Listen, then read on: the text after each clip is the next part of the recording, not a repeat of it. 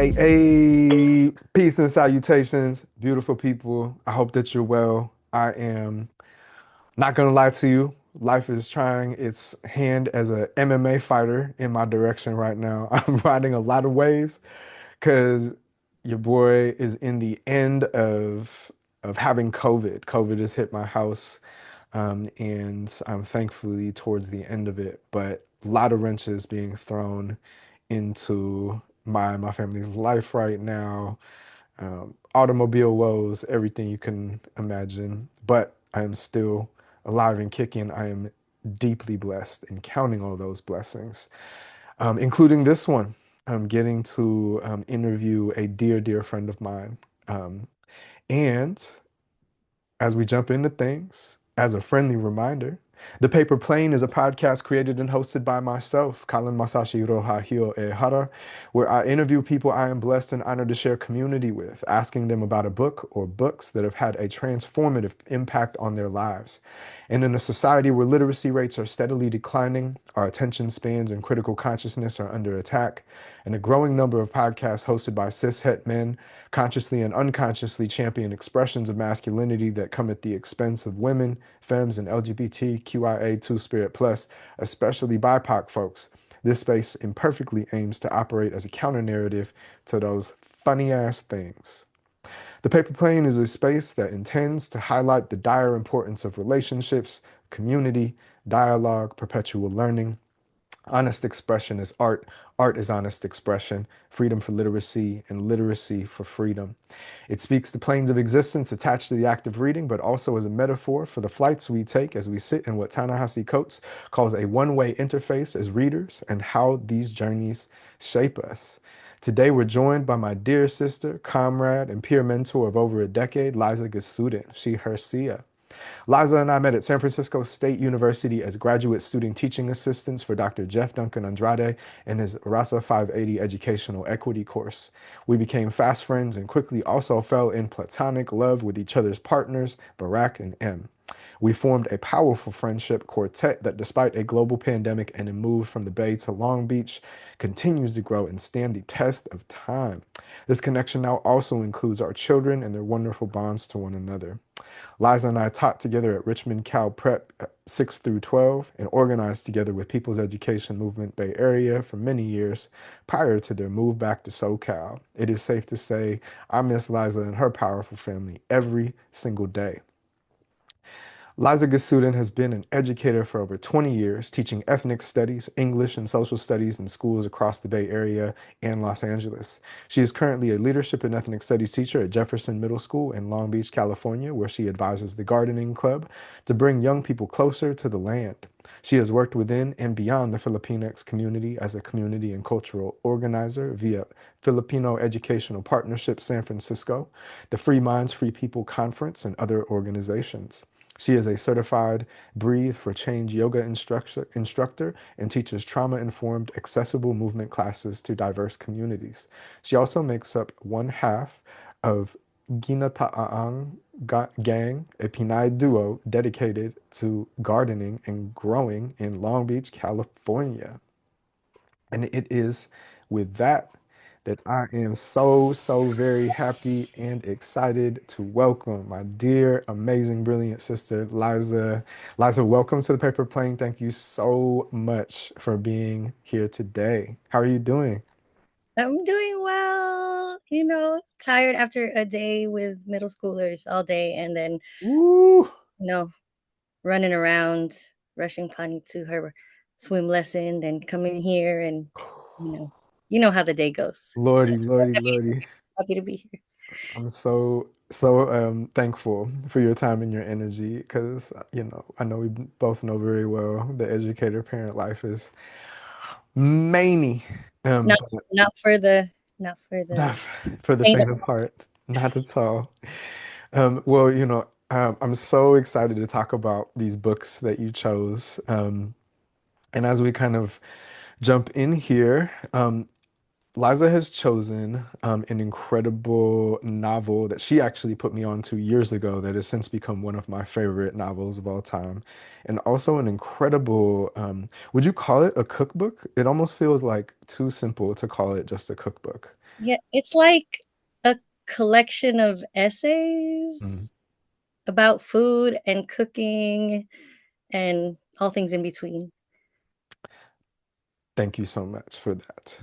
And Yeah, so, there's it's not really like recipes in the way that we know a cookbook to be, but mhm, kind of breaks down, like uh there's a chapter on like who are the cooks or like mm, what are the regions that cook these different dishes or like where did mm, this particular dish come from? So, it's like some history, mm, her commentary. So it's pretty cool like that. Because I've actually never read a book like that, at least about Filipino cooking. mm. So that was fresh to me. Beautiful. Yeah, well, let's bring them in. So, the first book is Exit West. And Exit West by Mohsen Hamid is a novel that blends realism with magical elements to explore migration, love, and survival. It follows Saeed and Nadia, two young lovers whose city descends into civil war. Through mysterious doors that serve as portals, they journey across countries and continents, encountering new communities of refugees while wrestling with the loss of their homeland and the evolution of their relationship. In so many ways, Hamid uses the metaphor of these doors to collapse geographic boundaries, making visible both the universal challenges of displacement and the possibilities of connection, adaptation, and shared humanity.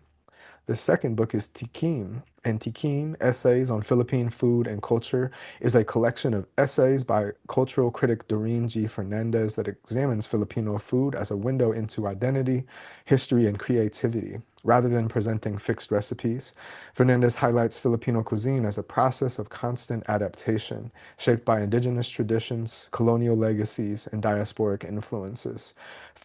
Through essays on ingredients, cooking techniques, and eating habits, she shows how food functions as a cultural text, embodying resilience, memory, and everyday joy. Tikim is both a celebration of Filipino tastes and a deeper reflection on how food tells the story of people's survival and transformation. And so before I jump into kind of the initial questions, something that I generally, very open-ended will ask folks is, when it comes to these texts, what flights would you say that these books have taken you on? Um, it's interesting because, well, Exit West, I was reading it in a book club. So had a small group of Pinays. We called it like Merienda Book Club, and was reading this I book. remember. And I think we were in Portland. Like we took a trip to Portland. You, me, and V, Oh yeah. 3 kids. And I think I was actually pregnant. Yeah, you were. I remember that. Yeah, and I just remember opening it and reading it like it was like a page turner. Like I didn't want to Yeah. put it down the whole weekend. I was like, everybody, Yeah. you gotta read this book. So good. Yeah, and I think part of it is like there is that magical element of the doors, and there's this where the doors open and people walk through the doors and they appear in a different part of the world. um I think some people get named, like I remember there being like Filipinos getting named, but they don't name the countries or the places where Yeah. people are going. So part of it is just like you're trying to figure out where is this. um but at the same time you're all like at least I was thinking like this could be here or this could be anywhere. Not to say that all things are universal at all, but like there were some parts where you're like this could be here or this could be there. Yeah. um, which I think like speaks to a lot of our different experiences. So I just felt really transported um to these different places, and like I love that it was the Nadia and Saeed. Like it's just sweet to read a love story Yeah. and it to be it just felt very intimate. I mean, I felt like almost like I shouldn't be reading this because this feels like very sweet in some ways, Sure. just like a lot of the small intricacies and intimacies that they share, not even Absolutely. sexual, just Yeah, like when you're getting to know someone and like falling in love and feeling like, am I falling in love? Like, and I'm like, absolutely. oh, I think they're falling in love. Oh, so I'm like, Yeah. should I be reading this? You know, which is funny, right? Because it's just these sweet, intimate moments that really drew me in as a reader. Um, so I appreciated that because I can't really think of many books. Um, I mean, maybe there are a lot out there and I just not have read them, but that was one of the first books that I had read that was like a real love story Mm, that was also like folks dealing with their own stuff and then also in the middle of, you know, state sanctioned violence and yep, conflict. So absolutely. I felt like there were so many layers to it. Mm, So I was super drawn in and mm, put it down. mm, Um and that was also just a beautiful trip. So I think it's like the backdrop of just walking around the city and it being like really beautiful yeah, and then to read this book that's like drawing me into this world where absolutely. it's imperfect and there's like all this stuff that they're navigating, but yeah, it just that trip felt magical, the book felt magical. I was just like, whoa, this is Wow. like this is resonating on some really deep level for me. You totally brought me back there to those memories. And then also just like thinking about, there's nothing like getting to read. I'm like thinking before we had kids and like on vacation. Like it was just like the trifecta. Um, Yeah, I think that was part of it, right? Like we just had a lot of time, it felt like, on that trip, for which sure. is not like real life.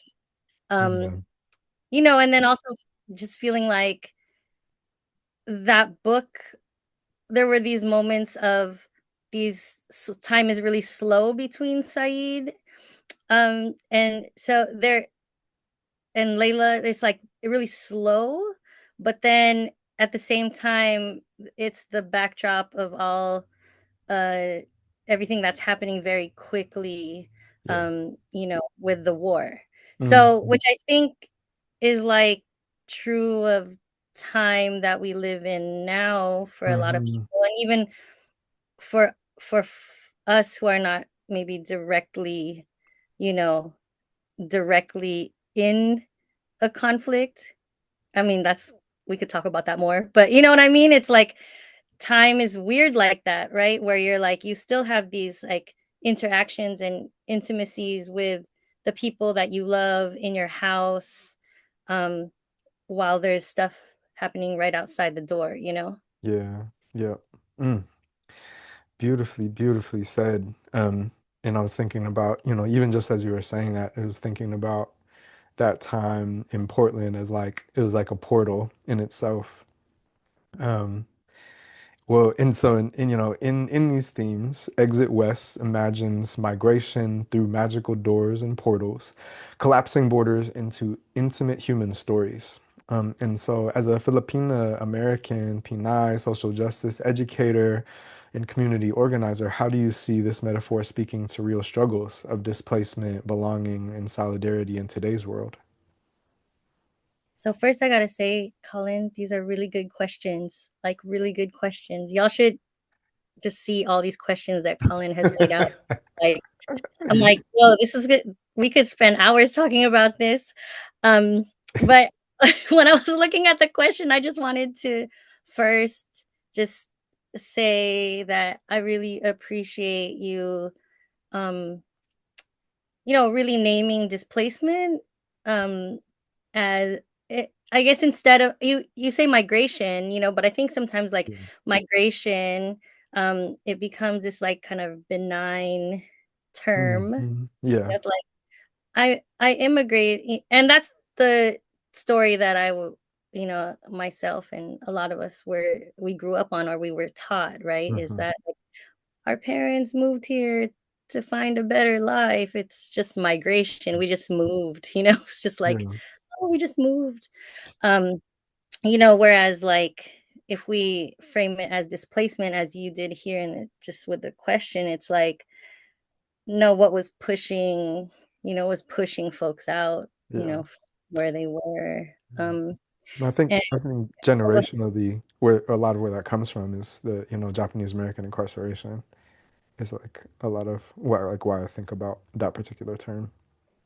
yeah, yeah, no, that makes sense, right? It's like, because it is about like place and being forced, forcibly removed um from a place, like a place that you call home. Mm, So yeah, it just made me think of dear friend Lara Kiswani, who's the director of the Arab Resource and Organizing Center. Shout out You know, A-Rock. yeah, shout out AROC, shout out Lara. And she was on I think we had a Zoom for Free Minds, Free People a few years back, and I think we had asked her a question about migration and immigration, and she was just like, "That's the wrong question." Like she was just like, that's just not the question, Like we have to think about like displacement and dispossession and like land, like who wants the land, like, and why do Yeah. they want the land? Like it needs to come back to that question of place. Hmm. um because if someone is being pushed out, someone is moving in, um and doing something with that land.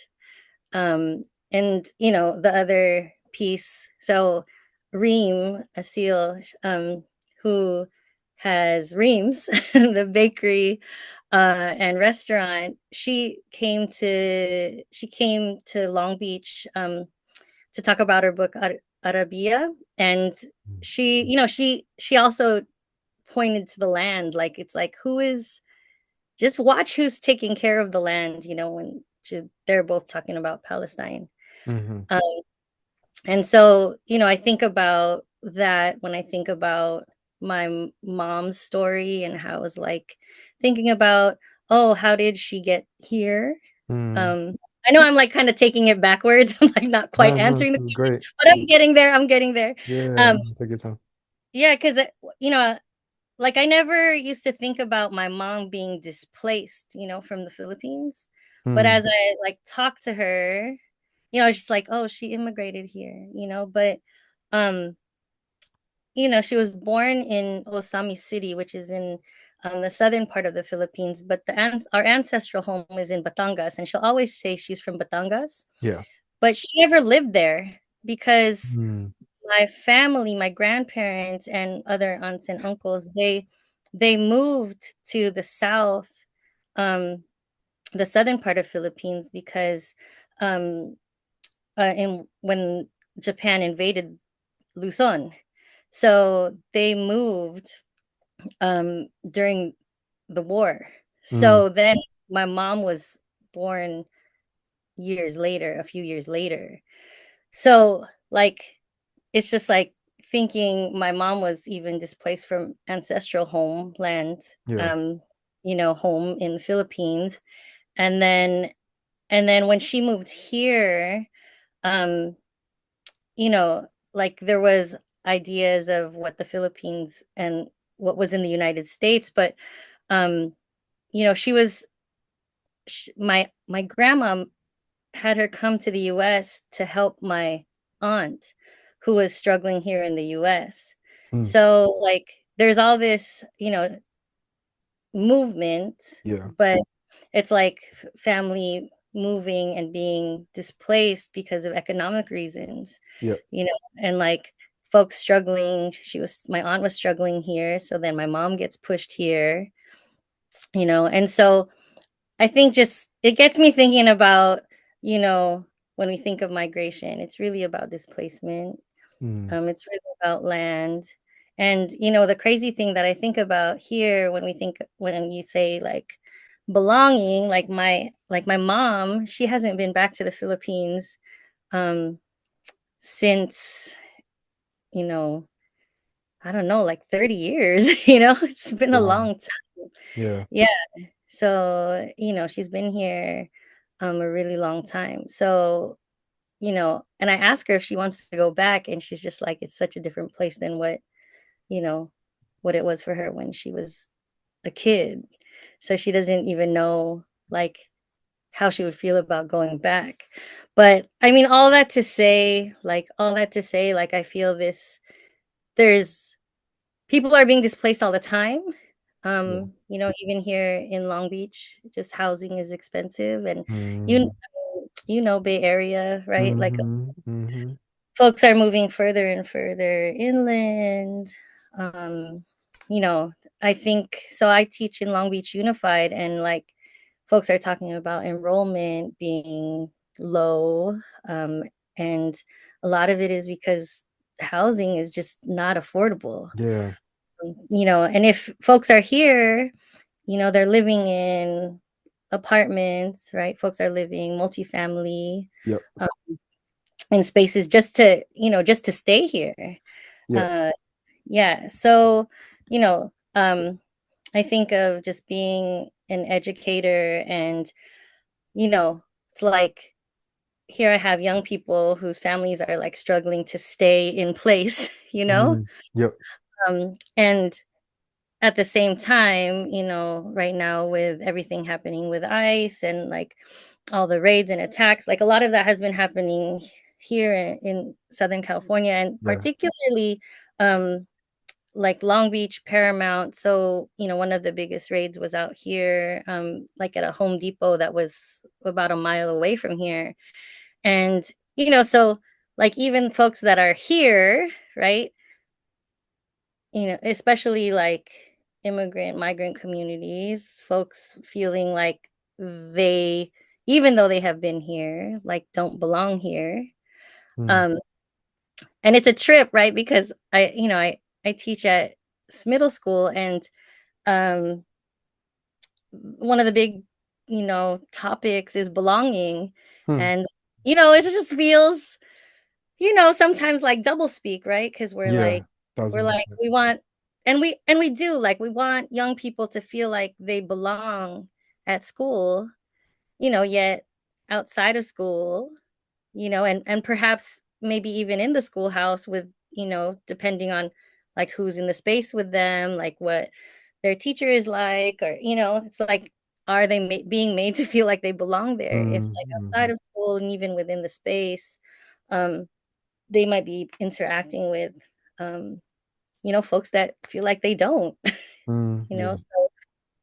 so I think that's like Mm, super important to think about as an educator, and how like the way you're connecting with a young person, and making assumptions about, where people are from or how long they've been here, or, yep. any of those things impact young people's, sense of if they feel like that space is safe and a place where they can, be themselves and belong. Mm. So, Yeah, well, this is really, beautifully kind of just naturally going into this next question, right? When you speak about safety and belonging, and like the novel emphasizes both the loss of home and the possibility of remaking it elsewhere.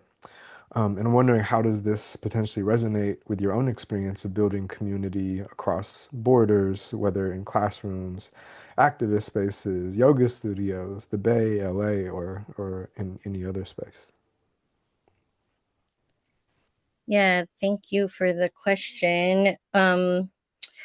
It's funny because there's this part in the book, and it's funny because it's like, how much can we talk about, right? Because we want people to read it, so we Yeah. can't like give out all the details. But there's this part where Saeed meets like the folks that he considers like countrymen.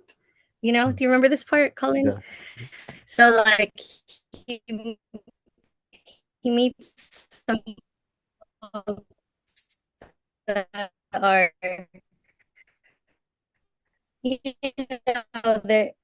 they're like countrymen.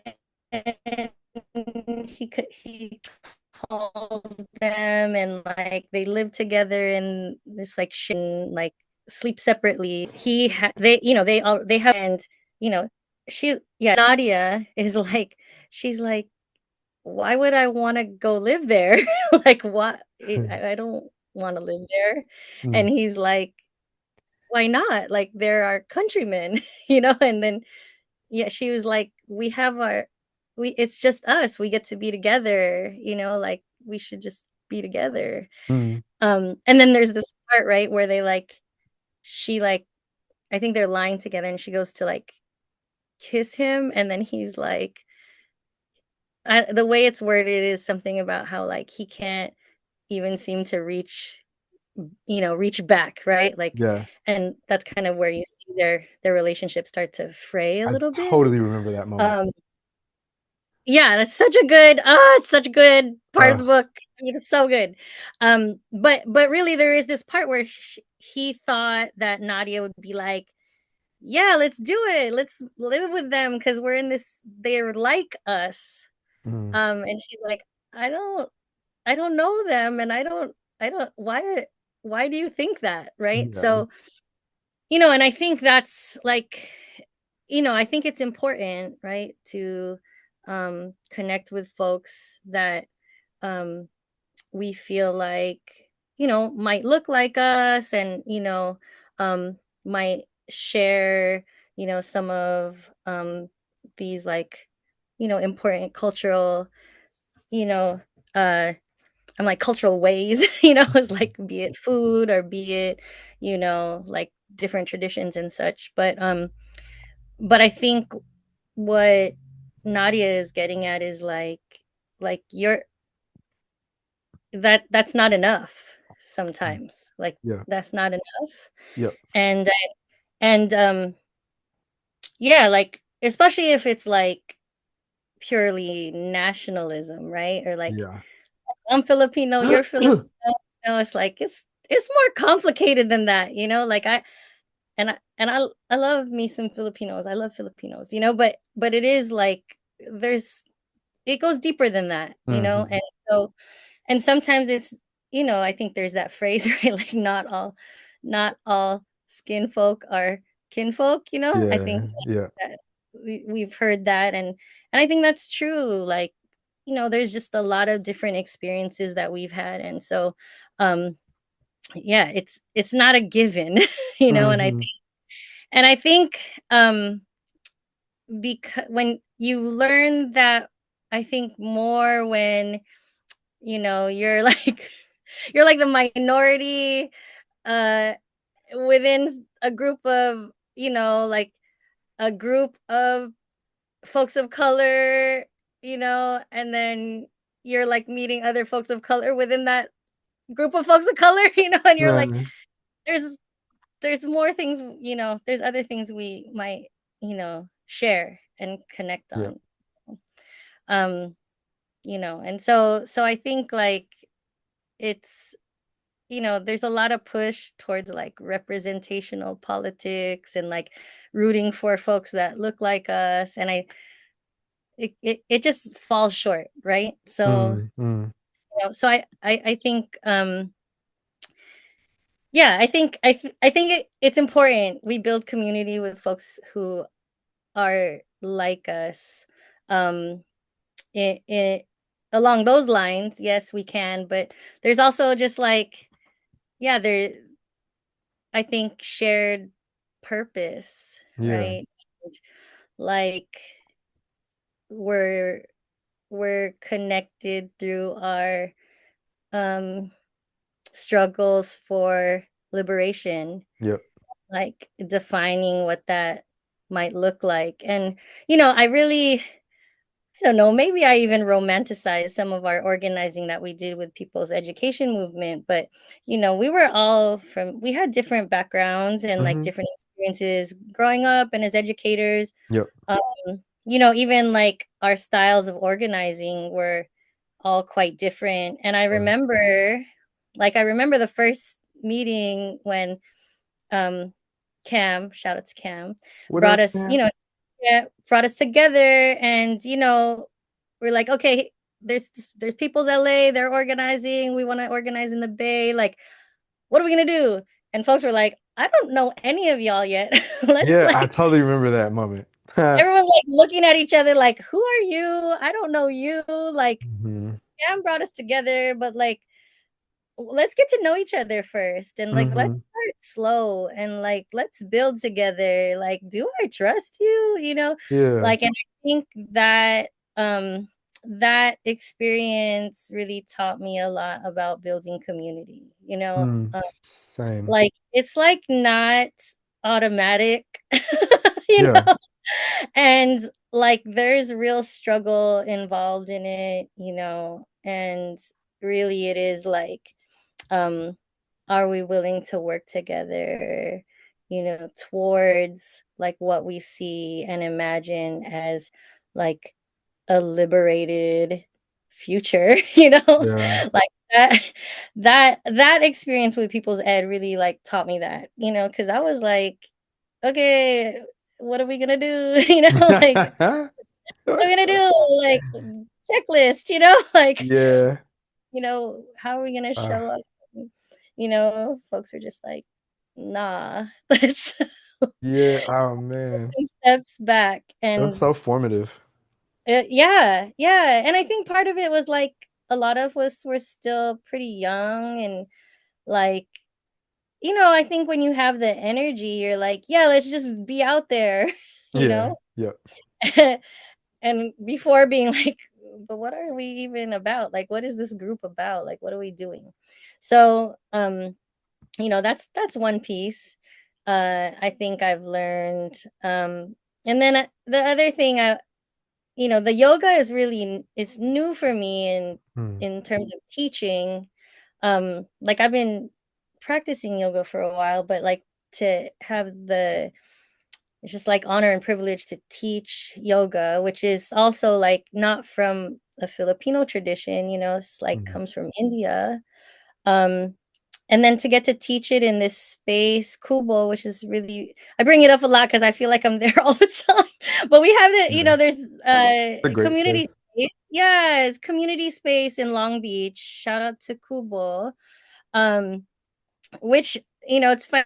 I was talking to a friend about how it's like, oh, it seems like just a store, a retail space. Like, Mm. Belcanto Books is in there, Flip Family's in there, Pani does Kali there.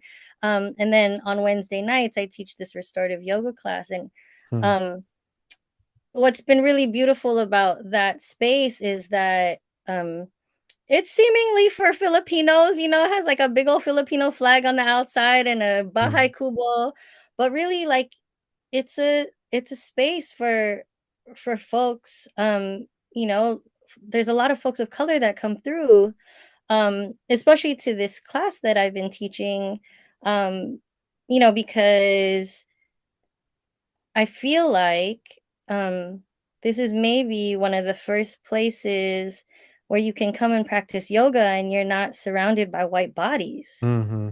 Yeah. Like, um it's like, oh, I can be in this body, Mm. like I can be in this brown body, Yeah. and make these shapes, and no one's judging me, like no one's trying to get me to go deeper or Mm. twist myself in a way that does not feel good. Mm. So I think, like, there's a community there, that we're building, that just allows folks to come and rest and be. And I don't know if there's we need more spaces like that. I'm Yeah. like, I would hope that we could have more spaces like that, where being in community could just be like resting and like sharing space, and not necessarily like having to do a lot. Mm. Which, again, it's like, oh, I'm older now, right? It's like my 46-year-old knees are like, oh yes, I Mm. need space to just lie down. And the homegirl Steph, so she sent me this article about like, well, it's more like, it was like photographs of Mm. these birds just like lying on the ground. It was like co-lying, like just Nice. co resting. and there being something really powerful about that. And there's another book she is reading where we got to read this chapter, uh and the chapter is about, just needing how wolves rest in packs, Mm, but but the packs always have one, like, rest, one person kind of protecting their rest, kind of like yeah. keeping while everybody else sleeps, right? All the Yeah. wolves.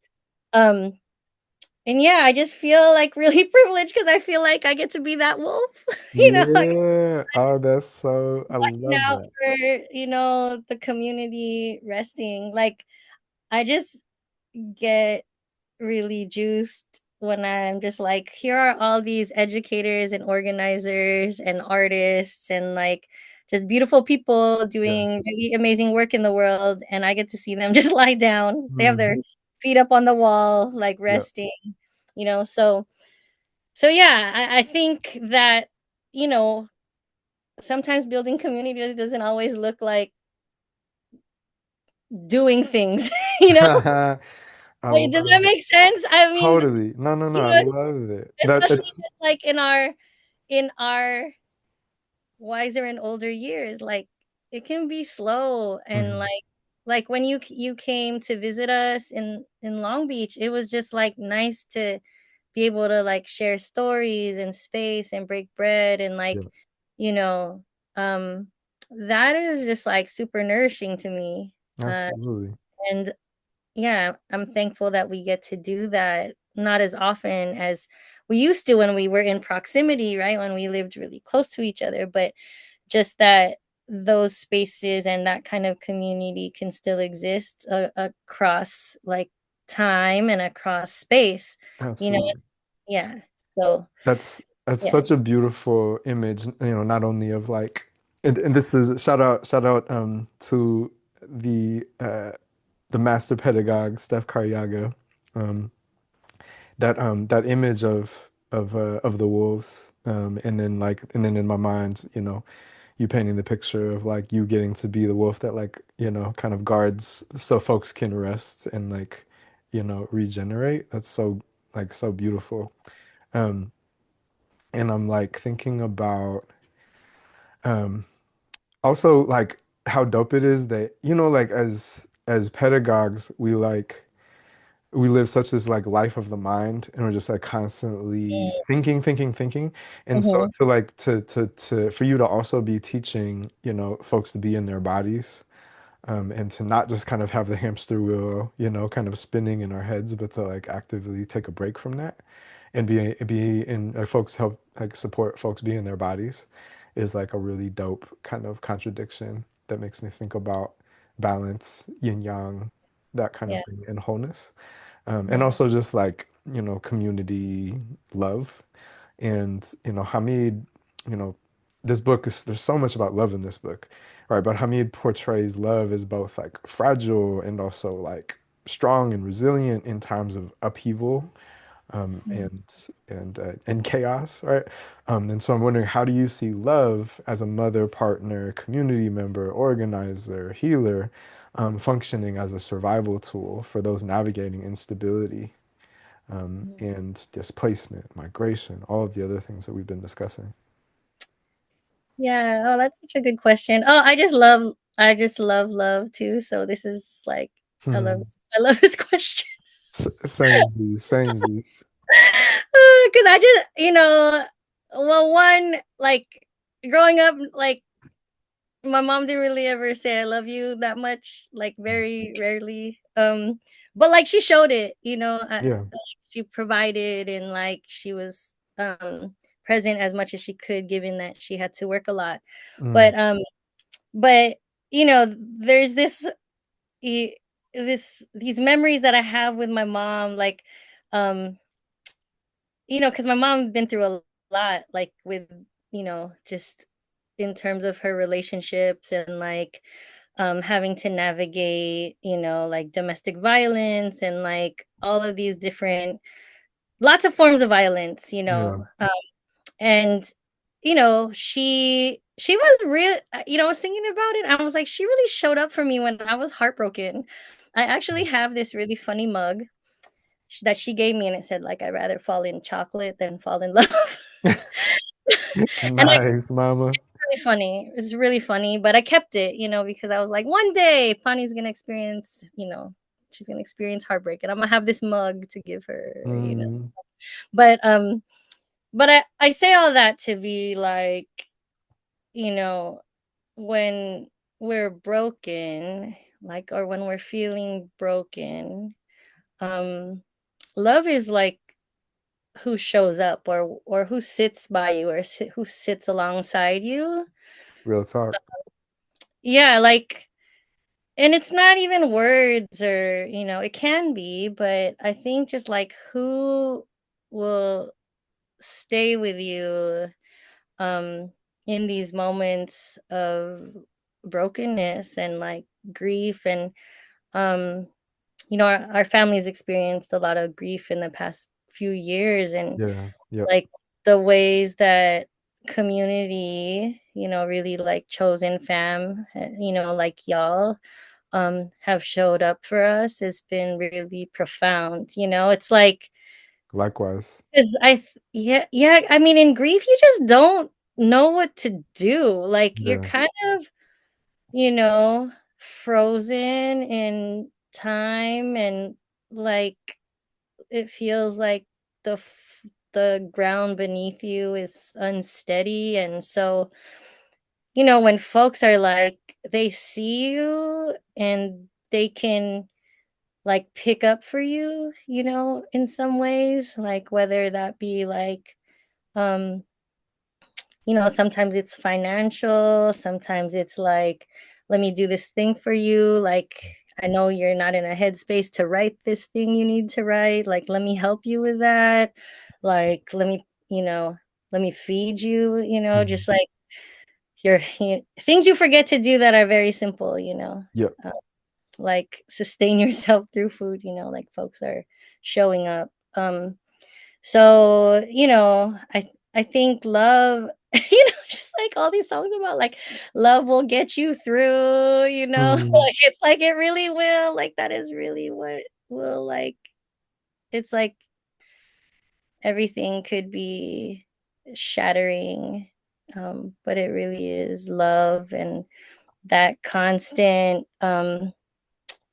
just being with, that is gonna, you know, sustain us. mm. Man, well, on the note of love and sustaining, as you know, but you and I are both in long-term, loving, committed partnerships. You with V, I with M. Shout out brother V and sister M. And in reflecting on Nadia and Saeed's characters' relationship, and like I thought Hamid did the most incredible job of like kind of describing, from the beginnings, like you're saying, of like, is this crush forming to like, you know, years later after they've been through so much, like transforming over time. I'm wondering, how have you witnessed the love you experience in your partnership grow, mature, develop, change over time? Oh yeah, that's such a good question, because it has transformed so much. It's funny. I like to always tell V like, "Oh, do you remember when we were friends and we just like kick it all the time, and we had like all this time, just like all this time, right?" Like, Yeah. um, Can you remind me how many years it's been that you all have been together? And also so maybe. oh man, it's crazy. So I mean, we've been together like, dang, that's long. So we've been together like 20 years. No, is that Yeah. right? Is that right? That Probably. That's right. Yeah, 'cause Yeah. like, and then we've been married 10 years. Hmm. So, I I was think, there. right?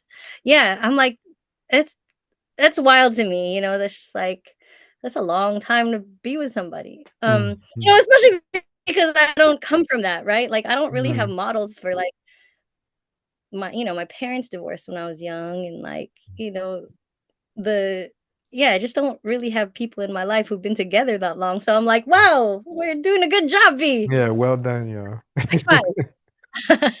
um, so I think like there's the beginning is just like, I don't know, obsession is the wrong word, but it's just Mm. like, oh my gosh, I can't Infatuation. infatuation, I cannot get enough of you. Like I just want Yeah. to meet you all the time, like, you know, all that. Yeah. Yep. Um and then, I think like um when we had Pani, like I Mm. remember telling V, so I told V like I loved you before, like, but now I need you. like like I like feel like I remember you saying that before.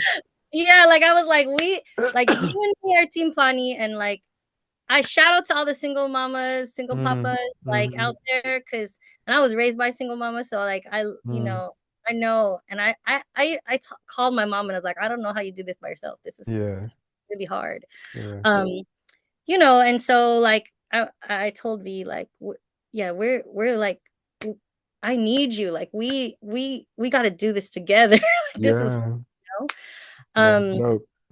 yeah, and I think like, um there's this like things get really real when, it's just like stuff gets hard, you know. Hmm Yep. I feel like we've like experienced some hardship together where I'm just like I'm so mad at you right now. Like I'm so mad hmm at you right now. I'm Yeah, so mad at you right now. yeah. But um but like we're gonna be okay. Like hmm we'll be okay. Like we're gonna get through this, and I think the thing that I appreciate about V is like, um well, when we, when we set our vows, there's this piece about like, uh it's from Thich Nhat Hanh's True Love, and Mm, it says like, you ask your partner like, do you have space in your heart and all around? Like, mm, essentially, like, do you feel free? yeah. Um, Wow. and like one thing I feel from V is that like he has allowed me, not that I need his permission, but more just Mm, like he's given me and like allowed me space to grow and change and like mm, learn things, yep. and I feel like sometimes, there's like a, I don't know, some folks feel stifled, like, Yeah, that's because true. maybe their partner, um, like wants them to be the same person that they were when they fell in love, Ooh. and yeah, and I think like, um, what has been, super transformative for me is like V being open to like me changing, I guess, right? Because Yeah, I feel like a different person than 20 years ago, So sure. yeah, Absolutely. yeah. So, I think, um, and I think he would say the same, like Mm, that, um, we're open to seeing each other change and grow. And I think like some of it is from the Buddhist tradition of like impermanence, right? Like it's like, mm, yep. I love you so much, and I want us to be together forever, like, but something might change at some point, or like something, so let's like hold on to what we have while Mm, we have it, you know. Um mm, because it's like, yeah, I want to say forever, like I want to say hmm forever, but like that is not promised, Yeah, and like that's also part of the blessing, which sounds absolutely. crazy, right? Which No, it sounds doesn't. To me, at least. yeah, I think, because I think we've talked about some of this, right? Is Mm, like, yeah, I can't like hold on to, uh yeah, and act as if we're static, hmm so, Absolutely. and it's funny because like I've talked to people about this and they're like, so are you breaking up? And I was like, that's not what I'm saying at all. It's like Yeah, that's not what I'm saying at all, like, yeah, yeah, it's more about like transformation and change, and like, totally.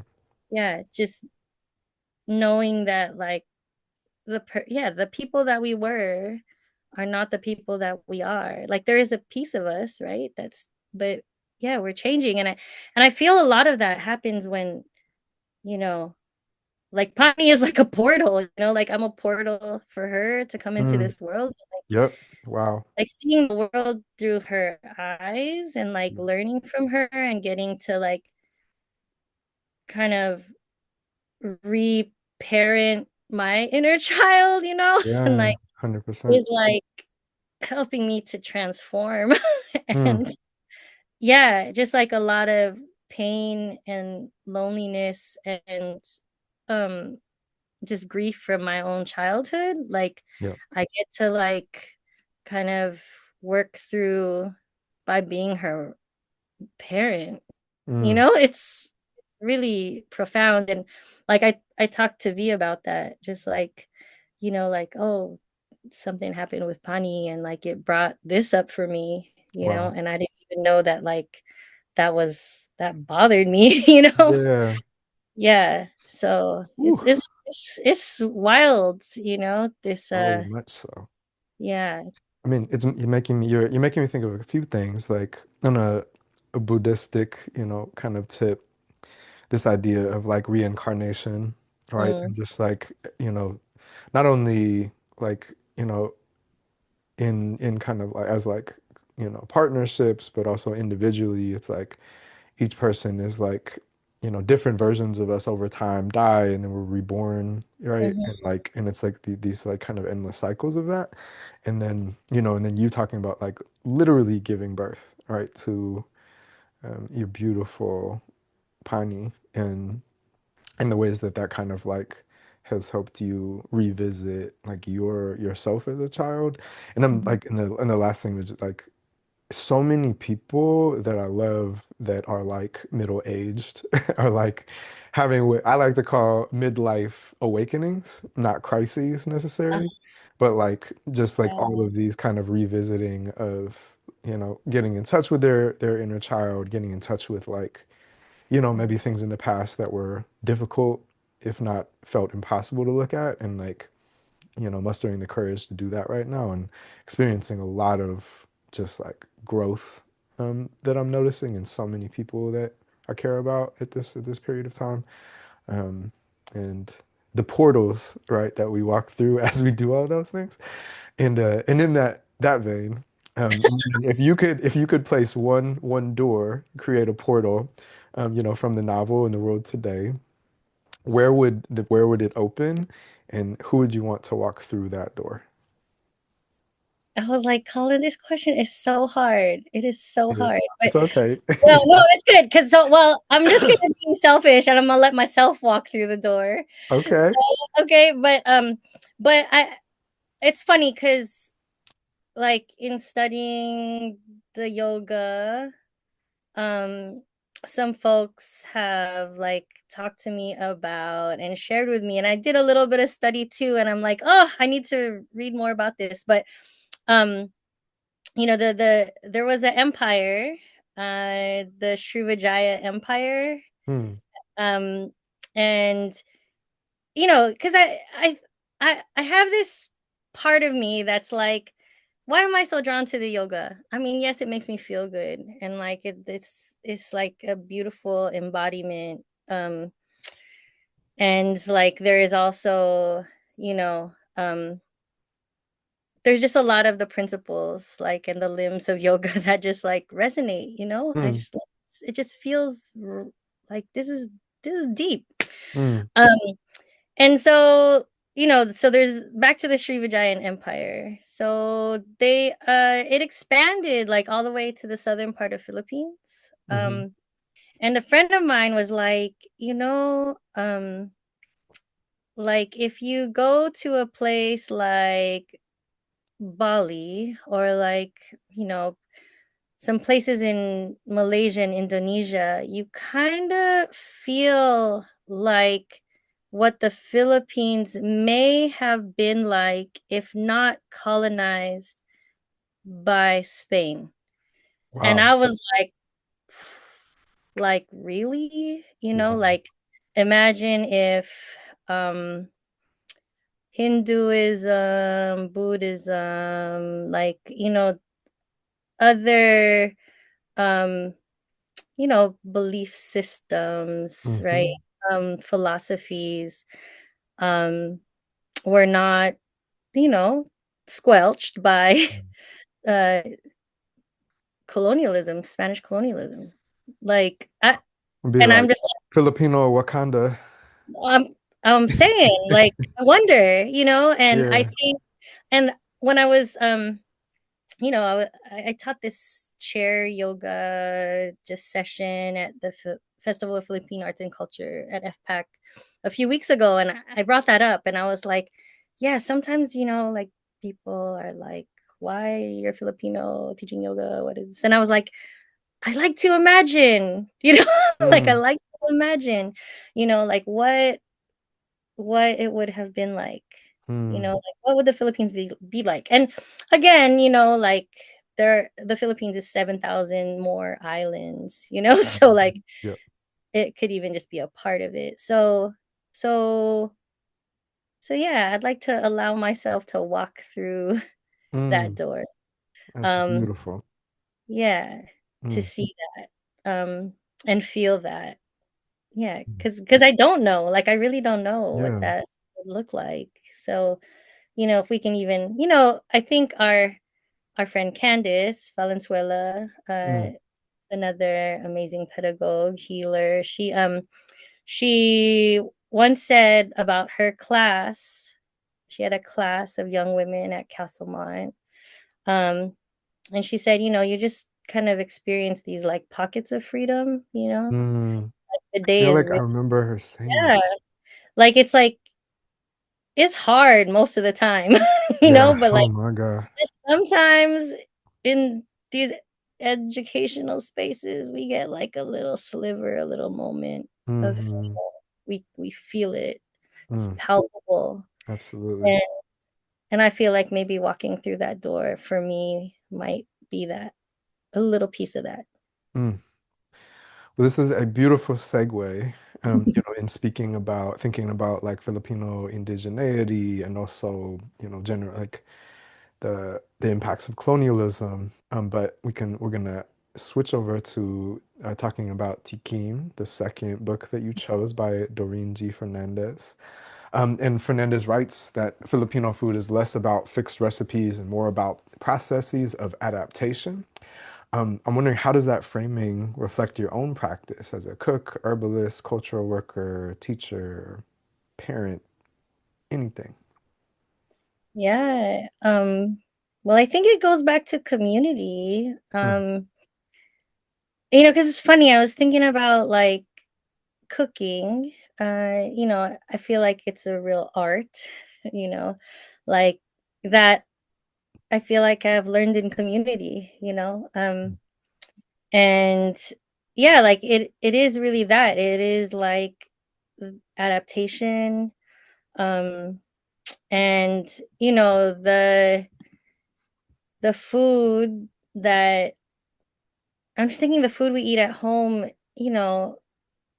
it's it's not, I don't, like, it's kind of a mix of things, mm, like, and um, I feel like I've learned a lot of cooking through cooking with folks, or, like, mm, learning things from, it's like, oh, how do so I'm gonna talk about M. So, like, mm. M, we were like, we don't have recipes, like, and our don't give us Yeah, recipes. she just does what she, I guess, has to There's, do. like, no recipes. Like, Yeah. it's, you know, uh, a lot of it is by taste.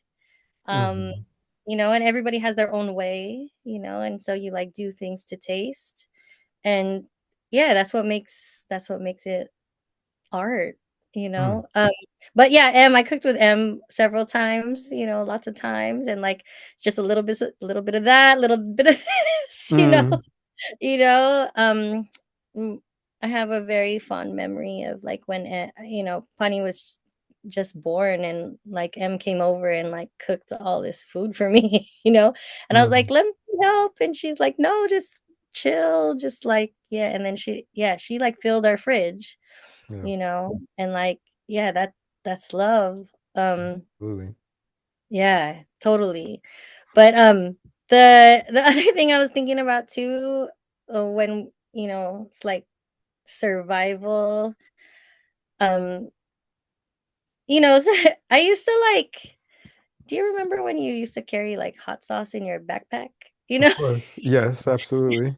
you still carry hot sauce in your backpack. No, I don't because I have You it have at the house and then I have it at my office. a house and I an don't office. have Yeah. to I don't have to like just have it in my backpack because I have these Yeah, stationary spaces. yeah, yeah. But I was thinking about, like so much of eating is like customizing Mm, what you're eating to like you. And I think that like about just like, yeah, and that's part of our survival is like mm. to make it your own, Yep. like is like, you know, make do with what you have and like mix it and add stuff to it to make it how you like it.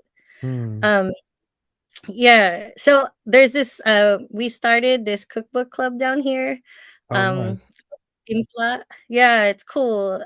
We just met the other day, you know, and it was like around these like Filipino desserts that are remixed. It's this book Mayumi um by Abby Balingit. And it's cool because at first I was like judging it and I was like, oh, I don't know, she's making this like too, I don't know, she's just like spinning it too much. But like she changed my mind. Like I read that book and I was like, she she's actually like just bringing her own flavor to it. Like she made these chocolate chip cookies and they're like adobo chocolate chip cookies and I was like, no way, that's like ridiculous. Interesting. But it was hella I good. bet the sweet and the And you could like savory. you like bit into this chocolate chip cookie and you were like, oh, it kind of tastes adobo, but it's a Mm. cookie. How weird, and I just Wow. was like, that's kind of wild, right? Like, Yeah. you could like take a trip through taste. And she made it fun. And she also talks about how she made all these recipes and learned all these recipes from family during the pandemic. So part of that is like it was a hard time, it was a hard time then, and like what a way to like bring joy. Yeah. um yeah, one of the folks was like, yeah, that's sweet, she was able to like bring some joy to her life during this really hard time through learning how to make these recipes and make them her own. So it's Mm. like yeah, that's an act of survival. Like, Mm. because like those were really hard, sad times, Yeah. especially when folks could not commune and be together. Yep. um but at least like having some of the foods that remind you of loved ones, like Yeah. that's important. And I learned from Angela Angel. She's our dear sister who's also a healer, herbalist. Like she does so many amazing things. She's a farmer, so I actually learned to garden from her. Mm. um I took her ancestral Philippine food medicine class. And one thing she said always stuck with me. She was like, if you can bring the land to you, like if you cannot go to the land, at least like find ways to bring the land to you by like Mm. eating the foods. So she taught us about like jackfruit and like this medicinal properties of jackfruit and like bitter melon and the bitter melon, the ampalaya. So like I grew my first ampalaya this summer, and I was like, that's amazing. Mm. And I was able to like share it with folks, and it's supposed to be really good for your like blood sugar. Mm. And I was like, all these ampalaya are growing because they want me to be healthy, learn how to cook this. So Yeah. uh, um but yeah, there's that, right? It's like also part of the survival is like, shoot, grow it yourself, Mm. Mm. um, bring it to you if you can, or go to someone who can grow it. Um, because there is something really beautiful about being able to grow the food you eat. Yeah. Um, yeah. And you know, shout out to your little one tomato plant in our garden by Mm. just like squeezing tomato seeds, you know? And With I her mean, I little think, tiny hand. yeah, her little tiny hand just like intuitively knowing, right? To just Mm. like grow, it's like if I squeeze this, the seeds are gonna come out and then something's gonna grow, you know? So Hmm. we have it in us, even our little ones know how to do Oh it. my goodness. Absolutely. That's so sweet. Um, I'm thinking about you know, you've always been somebody that I think is just incredibly talented around like archiving is the word that comes to mind. Like not only kind of setting the scene for folks to have really incredible memories, especially young people, but then also like supporting people in recording those memories and not, fighting against historical amnesia. Um, and Fernandez, in this work highlights how food is a living archive of indigeneity, colonialism, migration, creativity, and as an educator, as a parent, I guess we kind of elders now. But what lessons do you think young people, maybe especially diasporic Filipinx folks, can take from reclaiming food as a site of memory and resistance? Yeah, I mean, I think it's like learn, because some of this is written down, right? But like I think Fernandez talks about that. Like some of it is written down, but a lot of it is like it's passed orally, Mm, and mm, like our lolas and lolos and my grandma's passed and so is my grandpa, but my mom has those recipes. She has made him her own. Um and right now, like me and my mom, we still fight, but we mm. still get into it. But the place where I are most at ease with each other is like when we talk about food. So Mm. like I have Wow. texts with her that are, just like, really seeing, and I think part of it is also like seeing and acknowledging my mom as having that wealth of knowledge, um and being like really skilled um in the art of cooking and baking. I feel like it becomes a really beautiful source of pride for her, because I think Mm, some being in this country, it's just made her to feel very small, like mm, because yeah, she doesn't have degrees or like all these different accolades, but she's like very skilled, she's dope. Like she's dope in the kitchen. She's like a master mm. in there, Yeah. It's Yep. so I'm thankful that she's still with me. And I need to really see our time as not infinite because Mm, mm. like and this is the time like it really is the time for like our generation uh to check in with our elders and like learn Absolutely. those recipes. Like I've been trying to write them down, like cuz yeah, like one day, like we might be like, I should have talked to her about that and Mm, like yeah. I should have cooked that with her. Like, oh, especially when it's like I was telling my mom, I was like, I remember a long time ago um you used to do this, right? Like I Mm, was like, you made this like Sans Rival a long time ago, and like you haven't really made it. And she's like, oh, that thing. And then she was like, oh, this is how you do it. mm. So there's just this really, really beautiful opportunity to learn and, exchange with our elders.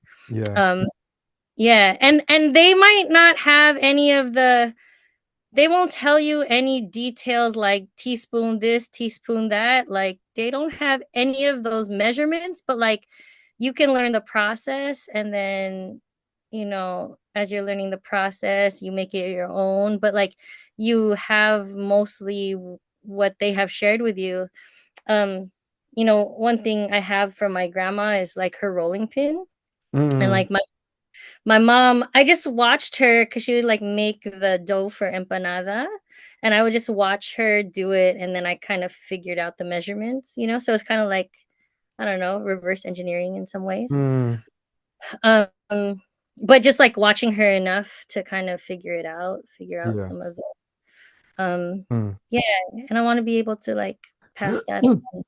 um Mm. Yeah, it was funny. I just had a text exchange about her leche flan. I was like, that was a lot of questions. But it was nice because like she was willing to answer, and sometimes she's like not willing to answer. Like, why are you talking to me about this? But Yeah. this is a site where, we can preserve some really beautiful memories. And like, yeah, taste is a trip, right? Where it's like when you eat something, like different memories come back. Oh my God, right? Yeah, it's a trip that way, like, or taste and smell are like that. Mm. Um yeah, so like, yeah, we are like we're resisting these, you know, commercial, like there's just like this like I'll bring up Ube, right? Like Ube is becoming like really commercial and hype, Yeah. and Yep. and I'm like happy about it in a lot of ways, but then a lot of it is actually not Ube, Mm. It's like Mm. it's taro, which is cool. I like taro. I'm not hating on taro, but it's not Ube. Ube is like Yeah. specific, right? It's Yep. specific. So I think like we can resist some of that by understanding like variations of things, like the intricacies of things, like, and we can learn that from our elders. Mm. So yeah, and it's fun, it's fun getting in the kitchen. You Mm. just Mm.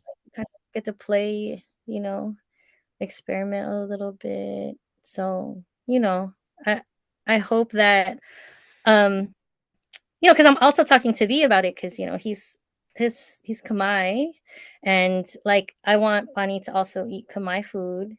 So I've been like, like trying to like watch things, like, and then I'll be like, taste this. Does this taste similar to what you ate when you were young? So like, even if it's like, yeah, my partner, we're from, different cultural backgrounds, was like, let's, ethnic backgrounds, we can still try to piece together some Yeah. of the things from our childhood to help our daughter, Mm. um, get to experience some of that, you know. And so she's not, I mean, she doesn't eat McDonald's, but just as an example, like, you know, just so it's not like I just want to eat fast food all the time. I'm actually Yeah. thankful. She doesn't like to eat out. She actually likes Oh to wow. eat at home. She like prefers it. I think Mm. she likes to be at home. So then like to Yeah. eat at home is like nice because we like eat together and it's nice. It's like become like very ritual in that way. Mm. That's Which is beautiful. nice. Yeah, but I think yeah, we can resist some of that. I don't, just like commercialized food, like processed food, and and again, I eat some processed food, but you know what I mean? Like we're Mm. hearing more and more about like how these things are not good for us I and like know. are Oh. causing all of these, health issues for a lot of us. And folks are getting those, different health issues younger and younger because they're eating mostly processed food. So yeah, the more we can cook, we're like also cooking at home, we're like, helping with the health of, ourselves and our little ones. Mm. Mm.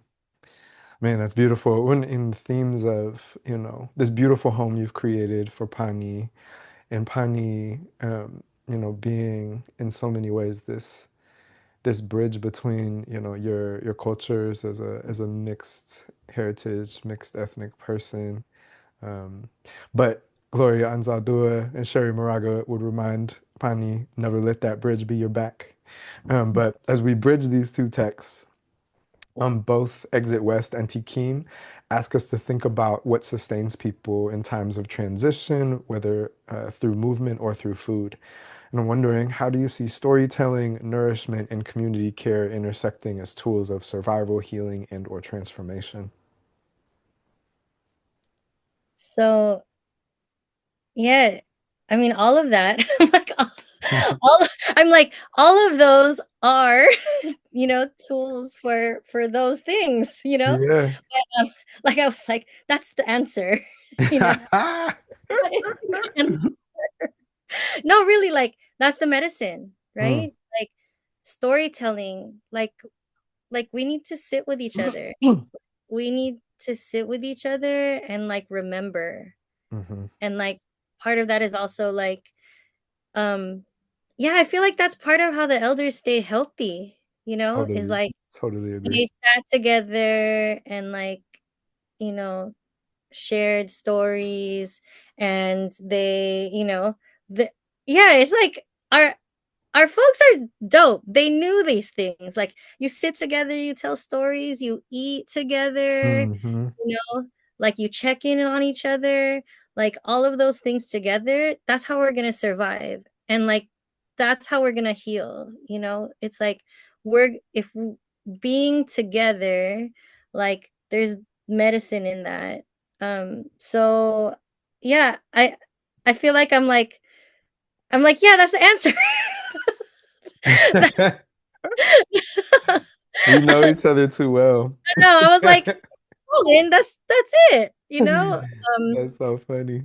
Yeah, but for real, like I'm just the more the more I'm like the more I grow old, the more um I do like I do I want Pani to get to experience like us being together, like in community and like the kids observing us do that Yeah, so that they know that like yeah, that's what we do.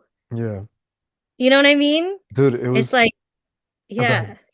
yeah. No, just like in times of happiness and in times of sadness, Hmm. like it's like we're going through something, let's get people together, Absolutely.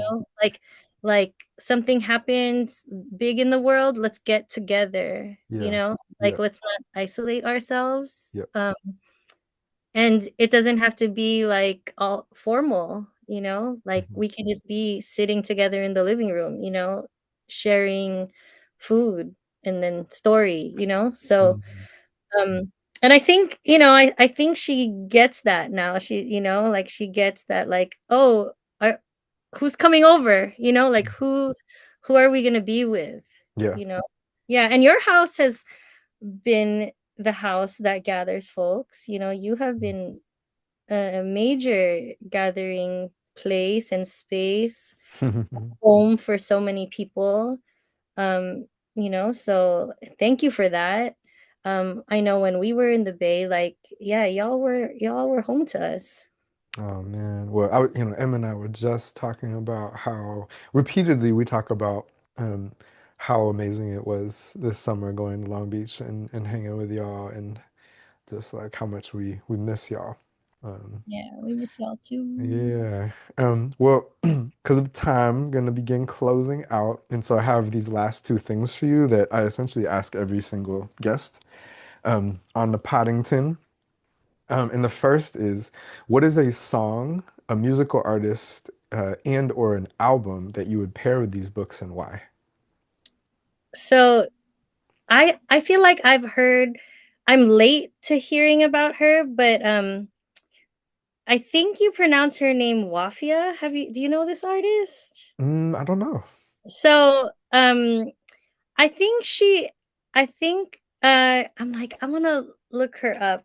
Um, but I think she's based in Australia. Okay. But she has an album, but the particular song that I'm thinking of is the song is called Something. And it's like very beautiful love song. Mm, And it's about like I'm not really it's about like I'm not sure, it's kind of like that beginning stage of like I'm not sure what we are or what this is. Hmm. but we have something. Hmm. And I think it pairs really well with Exit West, and I would say by extension Tikim, because like I love that uh in that book she's not saying like this is Filipino, like Hmm. this one thing that is Filipino. Yeah. Like she's like there are she acknowledges indigeneity, right? Like there are like so many indigenous peoples in the Philippines, and they're like there are many ways of doing things and ways of cooking.